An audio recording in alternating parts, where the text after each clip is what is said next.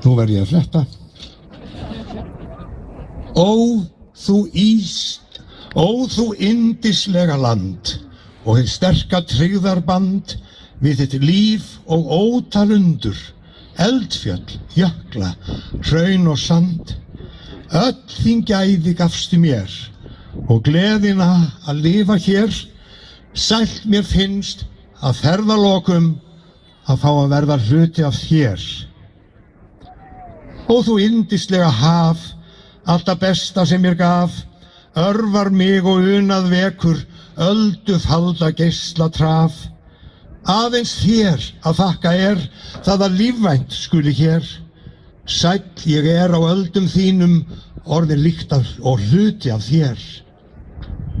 Ó, þú yndislega jörð, öll þín marglitt þjóðahjörð, viðkvæmt líf þitt ávallt eigum öll þín börn að standa vörð.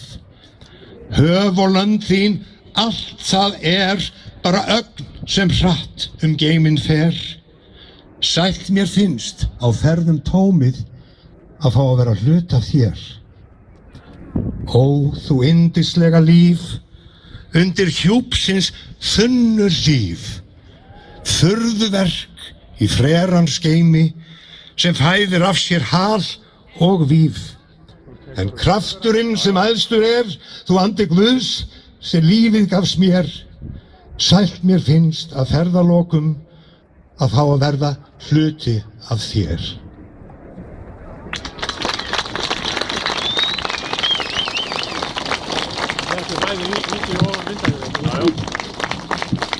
Já, við skulum svífa hátt og ætla okkur hátt.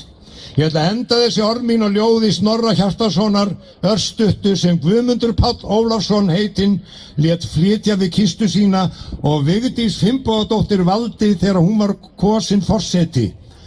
Ég sendi Vigdísi tölvupóst með óskum að fá að geta þessa hér, fékk jákvætt svar og líka þetta. Hún væri því miður veik og kæmist ekki út úr húsi þótt hún hefði gjarnan vilja fara gegn læknisráði og koma á Hlemm bara til að heilsa ykkur og finna andan, en síðan segir Vigdís orðrétt: ég bið að heilsa og með ykkur í anda alla gönguna og á Austurvelli, hlýjar vorkveðjur og gangi þér og öllum okkar náttúruvinum allt að sólu í bráð og lengd. Við skulum klappa fyrir þessari sendingu sem lyftir okkur upp.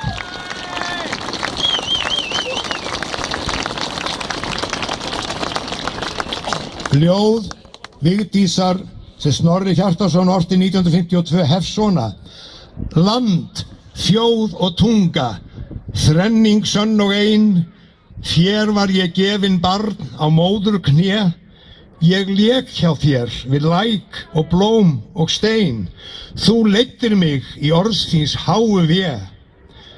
Takið eftir hinni rökréttu orðaröð hjá skáldinu: land, þjóð og tunga.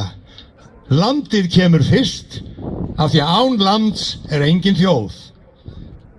Náttúran getur verið án þjóðar, en þjóðin getur ekki verið án lands. Maðurinn getur ekki verið án náttúrunnar. Og tungan rökrétt afsprengi þjóðarinnar og saman þetta þrenning, sönn og ein, þar sem ekkert af þessu þrennu má vanta. Og í næstu línu kemur önnur þrenning, sönn og ein. Ég lék hjá þér við læk og blóm og stein.